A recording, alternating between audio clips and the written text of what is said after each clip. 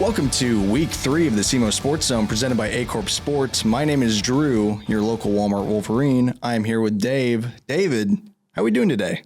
Been better. Notre Dame took it on the chin yesterday to a junior high team, but whatever. We'll move on. Yeah. It was a tough week for college football for the two fans in this room. Hope everybody else had a great Saturday. So just kind of starting off, high school football this week. What'd you think? I think a lot of teams made statements, that's a good thing for some of the teams. Other teams, they've got a lot of work to do, and so you kind of, week 2, you're kind of seeing the haves and the have-nots of the area, and you're just kind of figuring things out. But I think things are kind of coming into shape a little bit. I could definitely tell from when I looked at the scores yesterday morning that we're still in this either one or two close games, and then it's just blowouts the rest of the way. And I'm really hoping that changes. I want to see more close games, but I do think you're right. This is kind of that not a breaking point for the season, but I think next week that's when it's really going to be like, okay, who's going where? Right. Yeah. And I mean, teams are starting to make statements. Obviously Dexter made a statement against Sykeston. There were some other statements that were made this week. Crothersville, they're putting up big win after big win. I think they're kind of starting to make some statements of, hey, look at us. You've got and Scott City. I'm really impressed with Scott City and what they've done the first 2 games after everybody kind of thought that they were going to be a little down this year. They are not. No, they are really good this year. So, those 3 are really kind of sticking out to me right now. I was thinking about this yesterday. I could kind of see the leaves changing. I could kind of feel the air getting a little bit colder, and I'm really excited about that because it kind of feels like fall is here, and it's starting to feel real. That it's like, okay, no, we're entering into the football season, and it's strong. Yeah, it's almost to the time where we're going to start these games at night. You always kind of you have the light. First couple games of the year, it's light out when you start, but by the end of the year, it's pitch black when you start, and that gets colder, and you get that more. Each week it gets a little bit cooler, so kind of that more of that football feel, and you just kind of dig more into it, and it's kind of where we're getting quickly. I'm always excited for the end of summer football. At the same time, that classic fall football feeling, that's what I love that. Just kind of running through the scores this week. Let's start off with Kennett at Paragould. Yeah, Kennett's got some work to do. I don't, they're struggling offensively. They are just really struggling. Paragould kind of just ran over them. Run left, run right, run up the middle, and I think they threw maybe 2 or 3 passes that entire game. Kennett just is struggling to find any kind of offense, and that's not good. It's one thing to give up some big yards, on the ground, but Paragould completely dominated that game. Portersville dominated the game the week before, and Kennett's got to find something offensively here to kind of help them because they've got some tough games ahead. I would say this is fortunately an out-of-state game, but they are currently the last in their district anyway, so not a great look for Kennett. Hopefully they can pick it back up this coming week. Next game, Charleston at Chaffee. Yeah, Charleston, I said it a couple of weeks ago, Charleston is going to be better than what people think, and they kind of put it on Chaffee a little bit, which, we kind of talked about last week. We kind of expected, Charleston was able to run the football, and they used their speed. And Charleston's got a pretty big offensive line, and they just get behind that offensive line. And once they get to those corners, the athletes that they have the speed to break big ones. And Charleston played really well. Chaffee, kind of a rebuilding year for Chaffee, but and they're going to be okay long run. But I think this year they're going to maybe take a few lumps.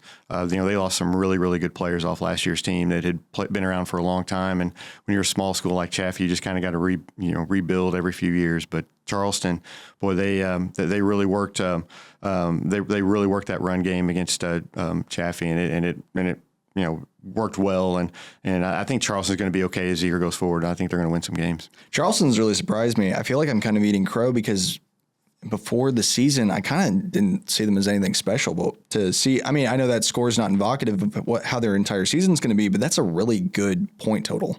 Yeah, and they lost a lot of close games last year. They were in a lot of those games that they lost, and they just couldn't make the play to win it. As a matter of fact, I did the game on radio. Charleston Chaffee last year. Chaffee beat them, but it came down to the very end, and it kind of a controversial call at the end. But Charleston was there on several games like that, just right there to the end, and they just couldn't make that one play they needed to. And, I thought, well, these guys, a lot of these guys are a year older. They got a couple of kids that moved in that have helped them. So I think Charleston's going to be okay this year. No, exciting to see what that program's coming up with. Another exciting program, I think, is Crothersville and what they're doing. Crothersville Malden 53-18. Yeah, Jermonte Alexander, people need to take notice of him. He had 5 touchdowns last night. He's one of the best players in Southeast Missouri, and he kind of goes unnoticed. He scored on a return. He caught some passes. I mean, he is very athletic. They try to get him the ball a lot, and he makes things happen on offensively, defensively, special teams. He's everywhere, making things happen. Crothersville, their quarterback Guest, he's got a really good arm, pretty accurate. I like him a lot too.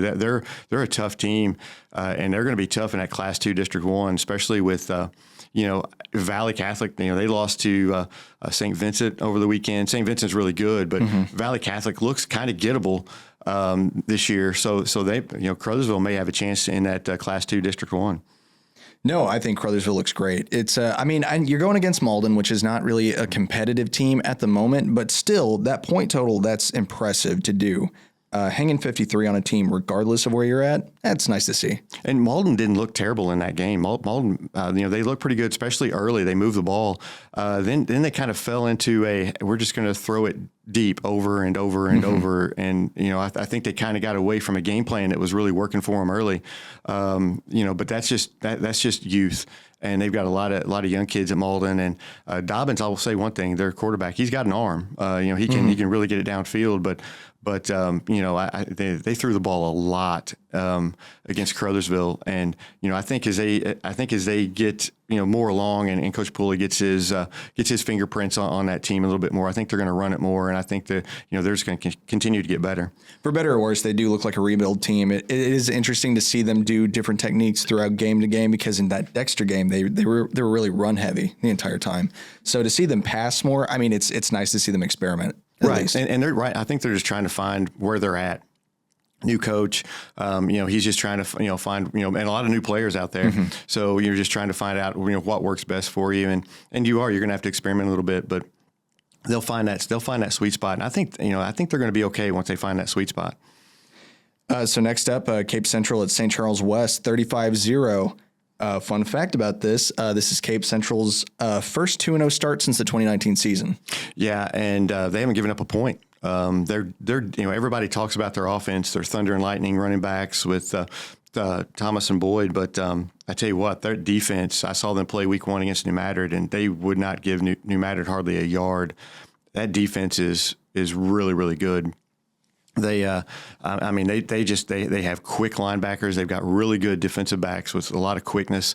Their defensive line can just dominate a game, and they did that against St. Charles West. St. Charles West just didn't. They just didn't have anything to counter what Cape had offensively or defensively, and so Cape, and Cape gets another. I think it's going to be a pretty easy game this week, where they can. I think there may be 3 straight shutouts here for Cape Central. No, to see them do that's really impressive. Just to start your season flawlessly. That's great. Do you think this has kind of changed anybody's opinion on how that Cape Central Jackson game is going to go? It's starting to sway me a little bit. Although Jackson had a pretty good performance yesterday, but I think it's going to be definitely a competitive game this year, where in some years past it's not been very competitive. I think it's definitely going to be a competitive game, and I can tell you right now, Cape Central we've talked about it. They've circled that game on their schedule. That is their big game, and I believe it's at home this year. That's going to be that's going to be a game to see if you're just a casual fan in the area. Oh, I can't wait for it. I think that's going to be probably the most electric atmosphere we see this year. Moving on, East Prairie at New Madrid. What happened there? I did that game on radio, and that was first of all, it was a great game. And we'll start off with East Prairie. East Prairie is very well coached. Coach Penrod came over from Portageville, and if a lot of people remember, Portageville kind of put it on New Madrid last year, and they ran the same play over and over and over. They ran a kind of a heavy formation. It was kind of a wildcat. They would snap it to Jamarian Smith, and he would just follow his linebackers or his blockers ahead of him, and would never be touched till he got into the other team's linebackers and defensive backs. I mean, they would just, it was just a real heavy formation. All your powers into one side.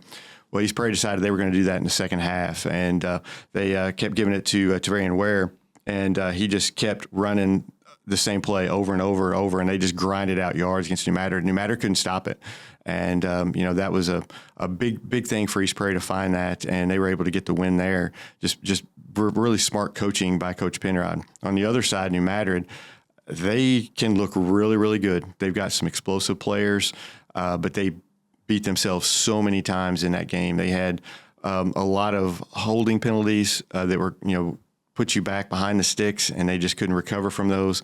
They had turnovers.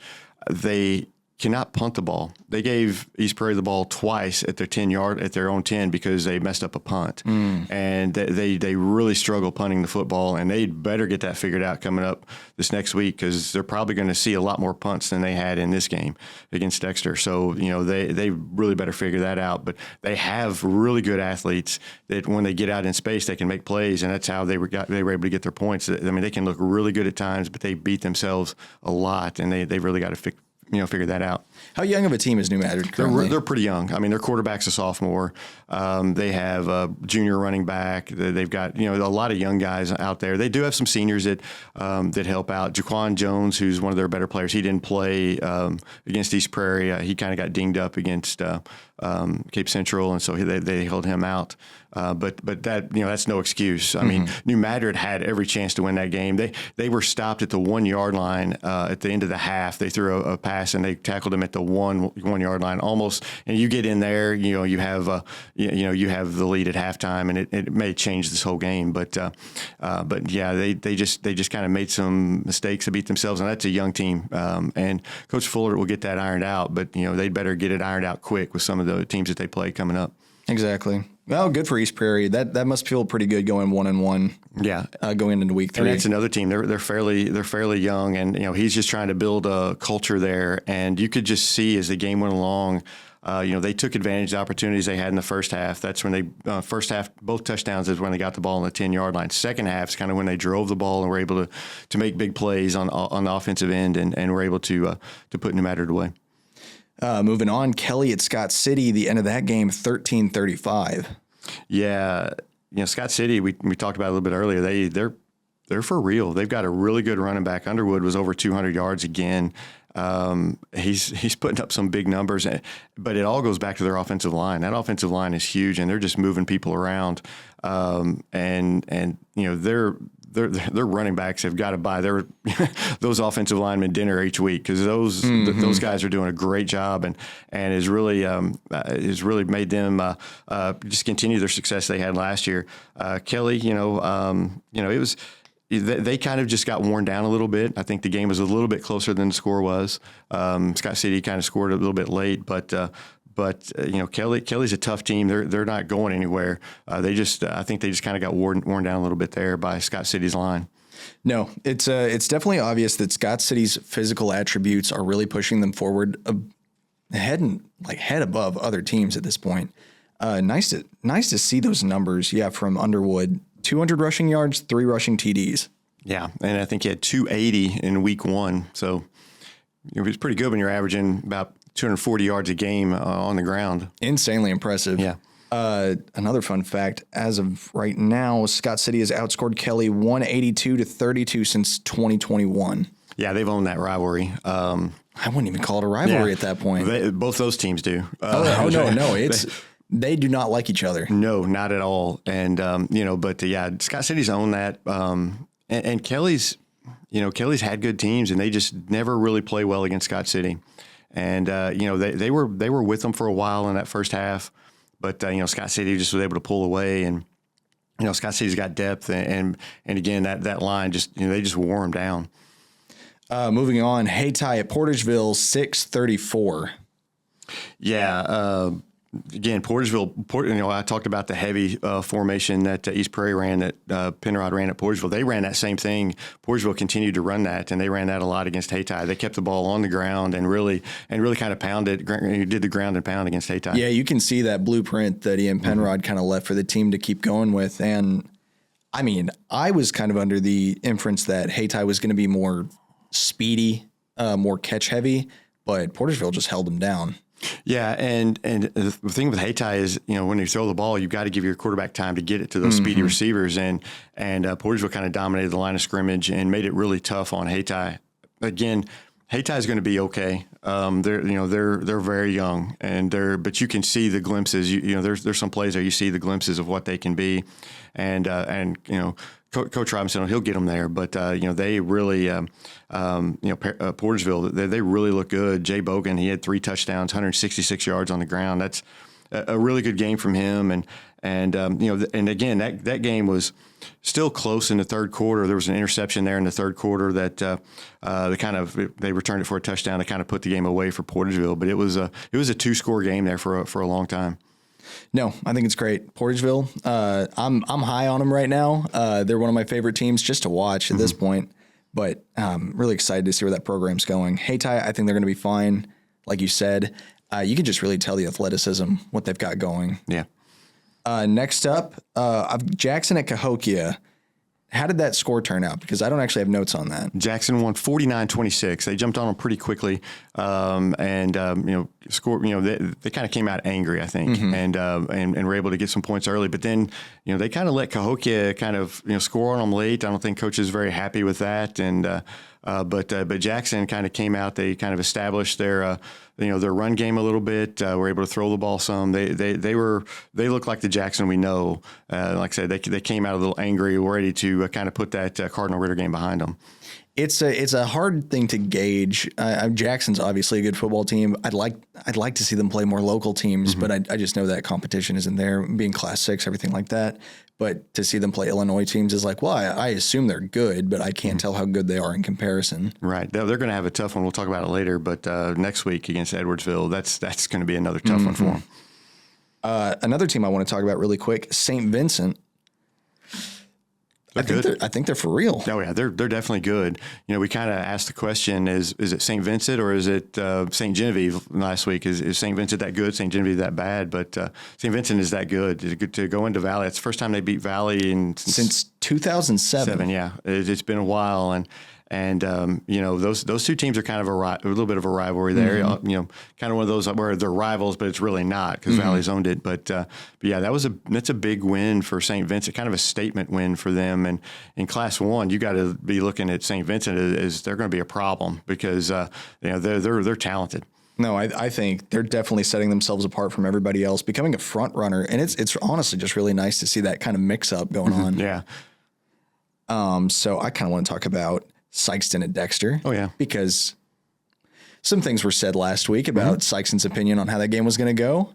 So Sykeston was not afraid of Dexter going into this game? They weren't. As they went home, they took the biggest loss ever to a Dexter team. I was actually at the previous one in '87. Whenever a lot of Dexter fans will remember Earl Wheeler and Gavin Miller and Aaron Pixley, Robert McMullen, those guys. They beat them 43-7. And so that was the worst loss Sykeston had ever had to Dexter previously, and now they have this one. They can circle on their scoreboard. But Sykeston came in, and like I said, they really thought last year's game that they were in that game and should have talked to several people, and they thought they should have won that game. This week coming in, they weren't afraid of Dexter. They're like, well, Dexter's been favored over us before. It's fine, and it was not fine. Dexter came out and made a statement early, and on both sides of the ball too. He did. It was such a tough thing to watch in a way, and I say that as a Dexter alum. It was a great game for me, but just to watch a team struggle that much against just that dominant side of Dexter football, that was kind of tough to watch for me. Yeah, I'm surprised by the large margin of the score. We made our picks last week. We both thought Dexter would win that game, but for the margin to be that big, I was kind of surprised. Sykeston is is not there. And we talked, this is going to be a long process. It's not going to be an overnight fix for them. They've got a lot of stuff that they need to work on. And, you know, they don't have the speed that Sykes and teams you would think that they would have. And it's rare that you see a Dexter team is faster than a Sykeston team. But that was the case on Friday night. And Dexter just showed offensively and defensively that they were superior in that game, and it wasn't even close. It's definitely something I think Jim May is going to start circling on his calendar for next year too, just to know that his era has started with a loss this big to Dexter. I mean, that's got to be tough.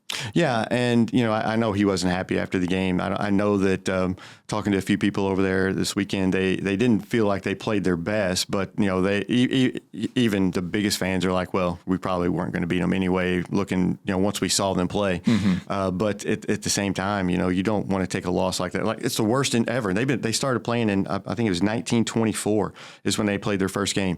I mean, this is a long stretch that this is the biggest Dexter win ever over Sykeston, and that's a huge deal. And you know, Dexter, I know they were playing their starters late in that game. They weren't going to let up on them. No. I think I don't want to say that we caused Dexter to come out with more of a statement to make, but they obviously did. So. I mean, thanks for listening. Yeah, absolutely. Thanks, Coach, for playing our voice clips in the locker room. I mean, we've looked at a bunch of players this week that have done just great running game. Jet Grahams, I feel like you have to kind of point out him. 207 rushing yards and 3 rushing TDs. I mean, he looked dominant. I don't want to tackle him if I'm on any defense. He just is, and he looks for. You know, I was watching that game, and he looks for contact. I mean, he seeks it out, and he's a problem for a lot of teams because you just don't have guys in high school football that can tackle him. And you know, he doesn't have great speed, but he doesn't need it because you know he's just a load to bring down. It's going to take multiple guys to get him down. But he's fun to watch.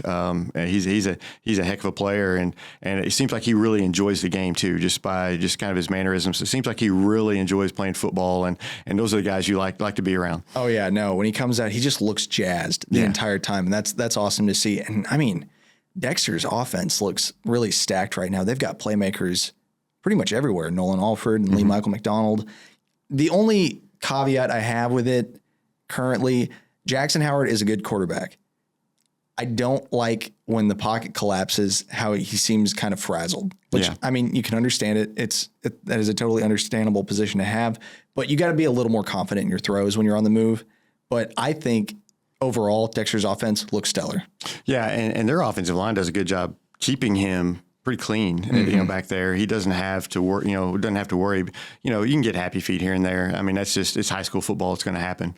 But you know, there's their first 2 games, they've not played a what I would consider a good team yet. They've got those coming up. So, you know, we talked last week, just check your boxes and you took care of business and you go and you got new matter coming in. That'll be another, we'll talk about that later, but that's another box you just check and you move on and get better each week. And they're pretty impressive right now.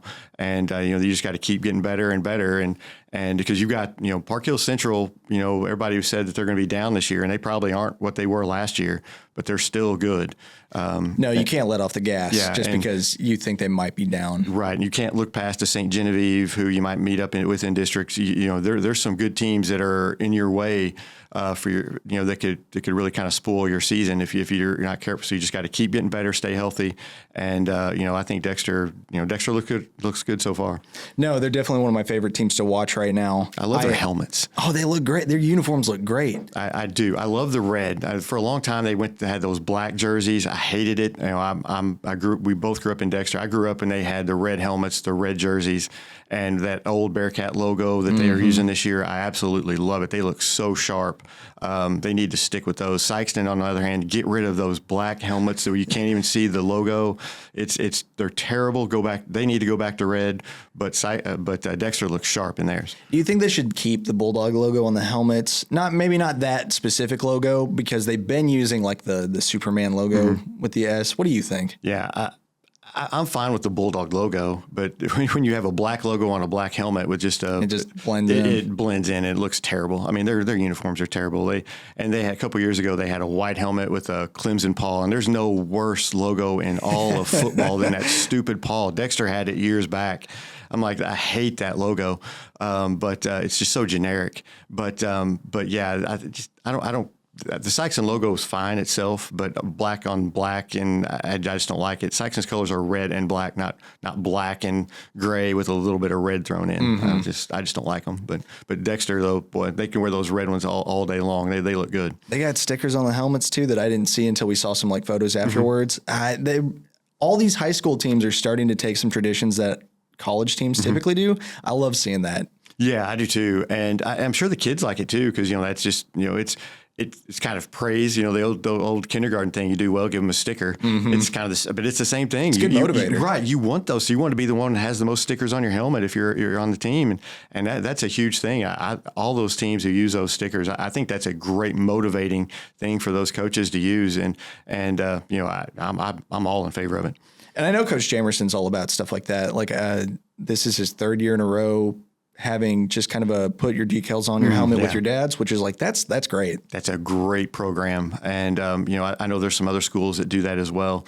And that's just a great thing. You kind of bring in the family aspect of it, and you and also bring in the pride aspect of it. The way he makes it, it's kind of a big production about the decals and things. It's just a really cool thing. And I know, there's some other schools that do that as well. And that's just, I think it just brings more pride to your program. No, good on him for giving that culture shift a real shot in the arm. It's always nice to see people come out to these games too. And homecoming crowd looked great. Packed. It looked like it was packed, and that's a great sight to see when you see all those stands packed. Even at the New Madrid East Prairie game, East Prairie packed. Matter of fact, they overflowed the visitor bleachers and were having to sit on the sides, and stand around because they were out of seats. I love it whenever you have big followings, and Dexter's excited about their football, and they should be. They got one of their better teams that they've had in quite some time, and get behind them and support them. Moving on, let's do top 10 power rankings. So I'm starting off my list with Cape Central. Yeah, same as last week, I believe. Same as last week. I'm going to stick with Jackson this week. That I thought they made a statement and to keep them at the top. And again, I'm like, Cape Central's got to beat them to jump them. But as long as Jackson stays on point, Jackson may lose next week, but they're playing a really, really good team. Cape Central's got Sykeston, so I'm sure he'll probably stay. But unless Jackson just gets killed and just is not showing me what I think, I'm going to keep Jackson number one. Well, to kind of give you some ground, I have Jackson as my number two, just because I agree with you. They got to win this week. It's kind of setting that tone back to like, no, we're still Jackson. Don't worry. Like lost to Cardinal Ritter. I mean, they were expected to lose that game, so it's fine. Jackson's my number two. Moving on to number three, I have Dexter. Yeah, I do too. I mean, I think it's pretty clear at this point, although I would love to see them play Crothersville this year. First time in a long time they don't play Crothersville, and I would love to see that game this year. I think that would be a great football game. Leading into that, Crothersville is my number four. Yeah, mine too. Which I don't even know if I had them on my list last week, but I don't know how I overlooked them. They look awesome. My number five, Portageville. I've got my number five as Scott City, just ahead of Portageville. I don't know. I just think Scott City's beaten a couple better opponents than Portageville so far. They beat Kelly, East Prairie. I saw them last week. They look pretty good. They're not a bad football team. I think that Scott City's beaten two pretty solid teams. Portageville with Kennett and Hayti, maybe they're not quite as solid, but I mean they're real close together. They're 5-6. My number six is Scott City. My number seven, I have Charleston. I've got Kelly because I still think Kelly's pretty good. I think they beat Charleston last week, so I just went ahead and put them there. It's tough though. My 7, 8, 9 are just right there together, and they could kind of go either way. No, it's interesting because I think all mine too. My 7, 8, 9 are definitely there. You could interchange them at any point. It just depends on the game. Charleston, though, for me, has kind of set themselves apart from a couple of these teams. It's really good wins for them, or a really good win last week. Right. My number 9 is Kelly. Sorry, I skipped my number 8. My number 8's East Prairie. My same as my 8 is East Prairie, and then I've got Charleston as my number 9. But I'm sure that's going to stoke some fire between East Prairie and Charleston.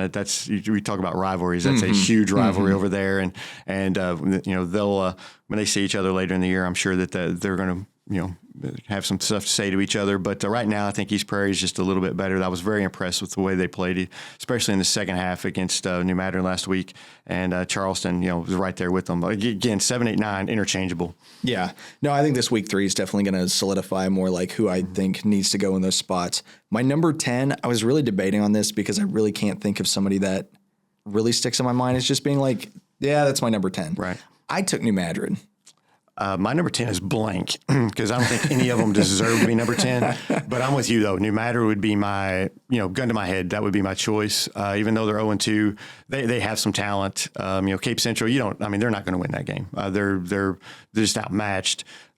And they should have beat East Prairie. Honestly, the first half was just one bad play after another for them as far as beating themselves.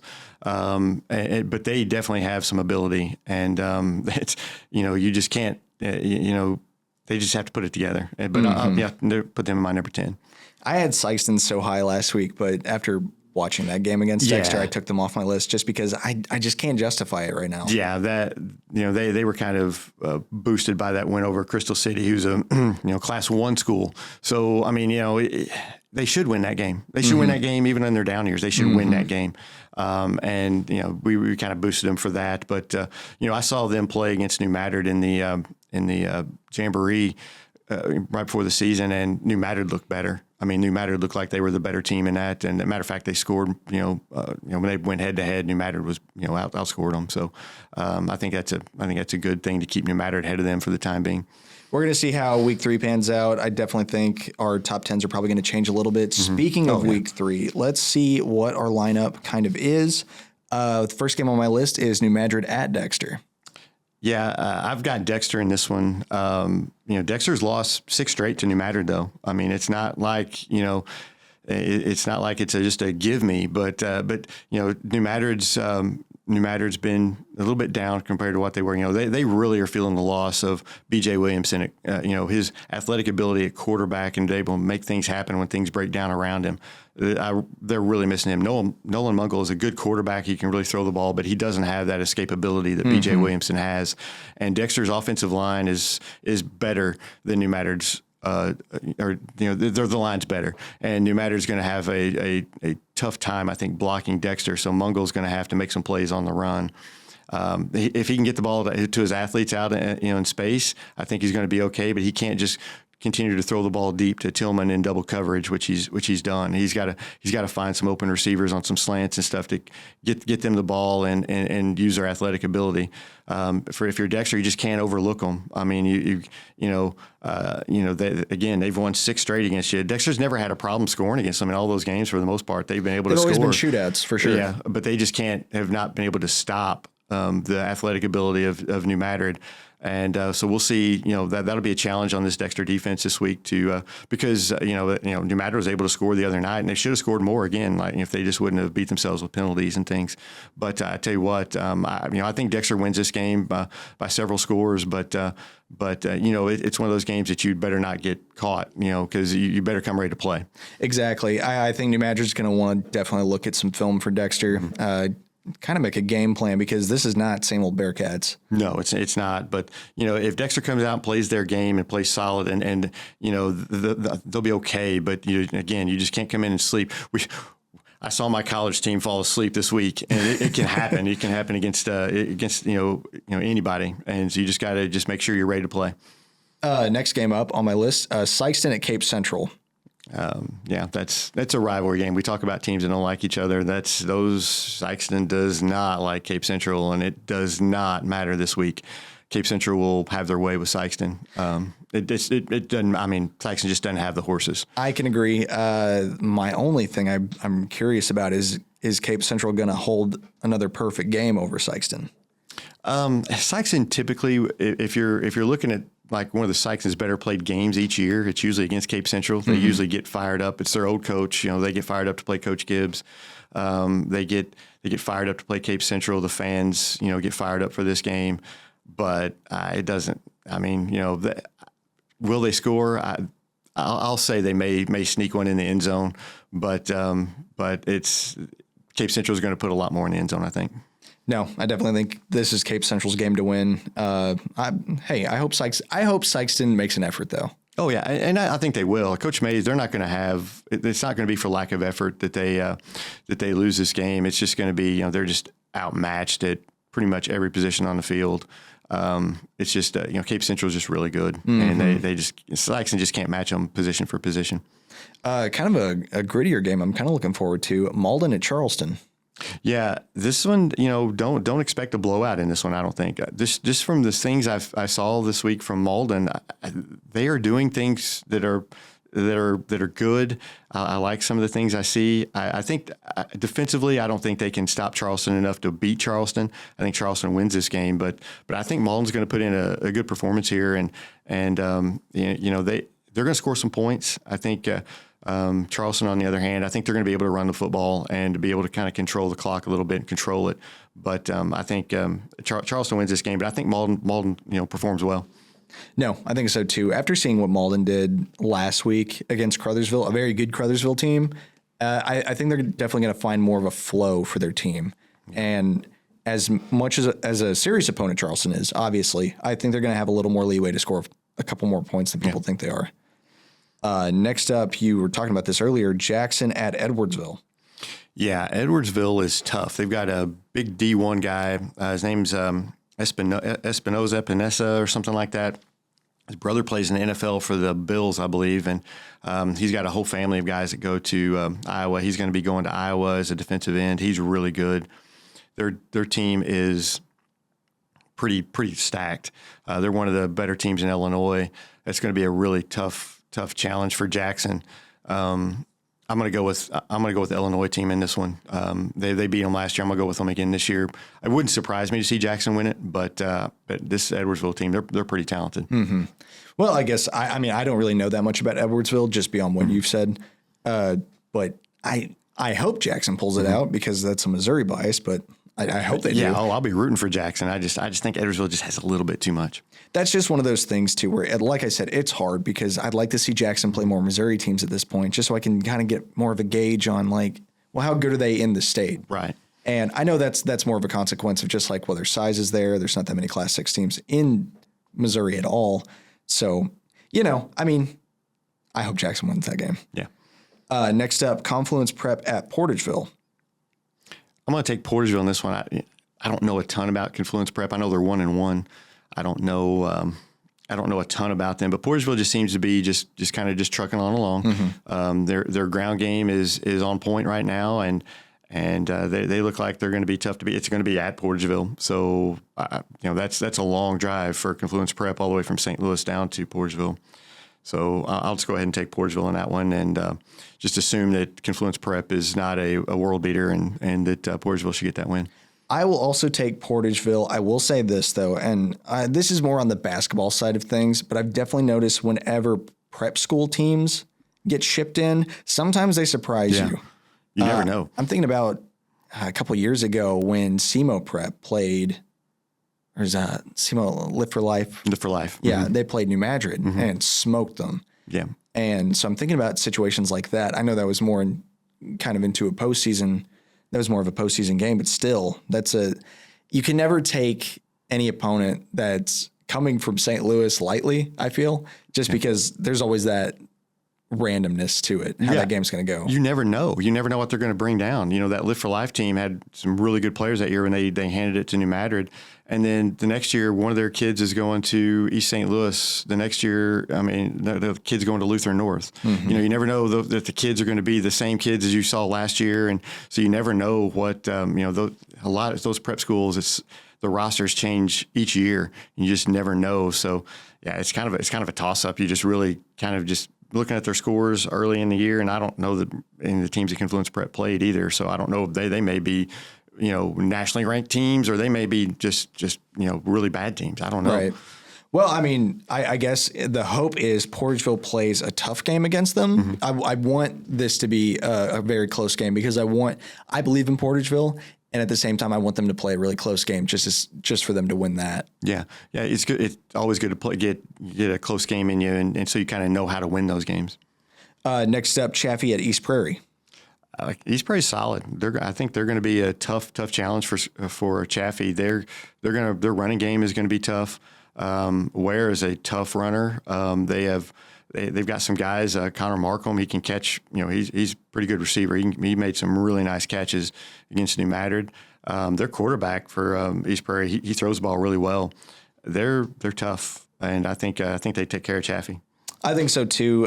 From what you've told me and kind of from what I've seen, East Prairie, as much as they're in a coaching rebuild, sort of, it seems like they're really starting to buy into it. So it's really nice to see that they're kind of making that physicality work with the scheme. And no, I think East Prairie takes this game. Yeah, they've really bought into what Coach Penrod's brought, and like I said, they've got a lot of fan support behind them. Coach Penrod, he born and raised in East Prairie, back home. That's a huge thing for them, and they're really buying into that. Next up, Crothersville. It's at Crothersville. It's Carlisle, Illinois, coming to Crothersville. Yeah, I think I kind of looked at some scores from Carlisle. They didn't look very impressive. I'm pretty impressed with Crothersville. I think they're going to roll in this game. It be a big crowd there for Crothersville. I think they take care of business. Yeah, I don't think it's necessarily a gimme win, but I think Crothersville's rolling right now, and I think they're just going to keep that up. Next up, Kelly at Rolla. Yeah. I don't know much about Rolla. I'm going to say Rolla's a bigger school, so I'm going to go Rolla, but that's a tough game to handicap because, again, you don't know much about the other team. I just don't know much about them. I'll go Rolla just because, they're the bigger school, and Kelly had tough game against Scott City. It's tough to rebound. When you have a physical game like that, the next week it's always kind of tough to get ready for. I'll say Rolla, but it would not surprise me if Kelly won that game. Yeah, I don't know. That's a weird one just because kind of on your point, Kelly's a smaller school. I think one of their biggest deficits is just their lack of depth. And I mean, you could say that about any school around here, but I think for Kelly, they play a very, very physical game. So I feel like they tire themselves out a lot more, especially against a team that can, just rotate players in and out as much as they want to. I'm not really sure if Rolla can do that, but if that's the case, I think that's going to be a hard win for Kelly if they get it. Otherwise, I'm just going to kind of leave that one up in the air. I don't really know. St. Genevieve at Kennett. I think that's kind of an easy win for St. Genevieve. Yeah, St. Genevieve kind of got back on track, and I think it's the St. Vincent is why they lost so bad. I don't think it's necessarily St. Genevieve. Now, St. Genevieve may not be what they were several years ago, but they're still good. And Kennett, like I said, is struggling to find some offense. They've got to figure something out offensively to get some points. I'm gonna take St. Genevieve in this one. It's really kind of unfortunate to see Kennett struggle this much, especially if they've been down lately, but even a couple of years ago they were still a threat. Yeah. 2 years ago they were still really good, but you could kind of see the fall off kind of coming. And the coaching's still there, but you're dependent on a lot of younger players. I believe Hollywood for them. I think his name's Hollywood. He's a freshman, and he looks like he's going to be really good, but you just got. There's just not a lot there right now. They've got to find some way to move the ball on offense. Exactly. You know what? If it's a tough year for Kennett, I think they're going to come back next year, probably come out with a little more. And I hope to see them. This is going to be a tough game for them because it's a tough schedule at this point. They're just taking it on the chin week after week.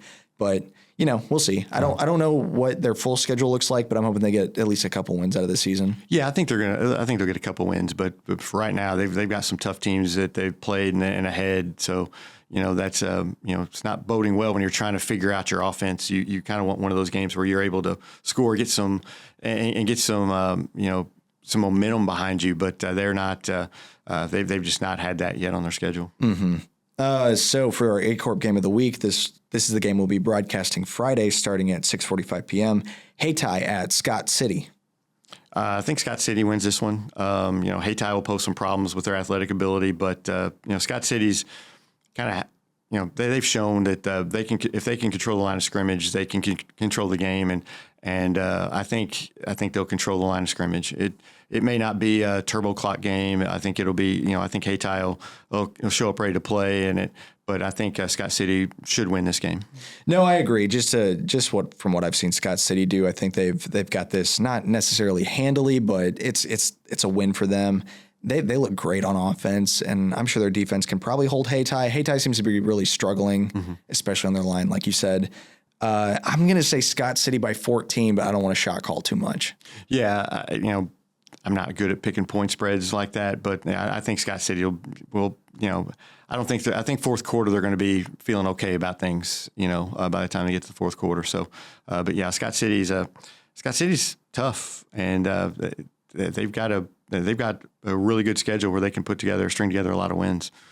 No, exciting to see. I can't wait to see that game. We will be broadcasting that live on the Acorp Sports YouTube channel and Facebook page, so you can catch that live Friday at 6:45. David, any more thoughts on this week and just kind of how things have panned out? No, I'm looking forward to this week. It's some good games. I'm really interested to see if Scott City can continue it. I'm interested to see Dexter again against New Madrid. That's kind of been a team that they've kind of struggled with the last 6 years, and we'll see if they can finally knock that jinx that New Madrid's kind of had on them. I think I'm going to be doing radio that game, so that'll be fun. I'll get to see that firsthand. But and I think Charleston Malden is intriguing to me a little bit, because I think Malden is getting better, and I'm kind of anxious to see how they match up against Charleston. And I think that's a very interesting game this week. No, definitely. I think this week is really going to be kind of a more shaping week for how we think the rest of the season is going to go. I don't know at what point on your wins and losses, at what week do you go, okay, either the season is salvageable or it's kind of a loss. I would say 3 weeks in is kind of more that okay, we see how everything's panning out. Yeah, the beauty of Missouri's district system is that you can have a terrible 9 games and you still have the ability to do something in districts. Sykeston last year, I think they had 1 win, maybe 2 wins going into districts, and they were able to get a district win. And that kind of changes your whole outlook a little bit. Learning the district point system is such a weird beast to kind of try and understand. I did not get my math degree to figure that one out. No.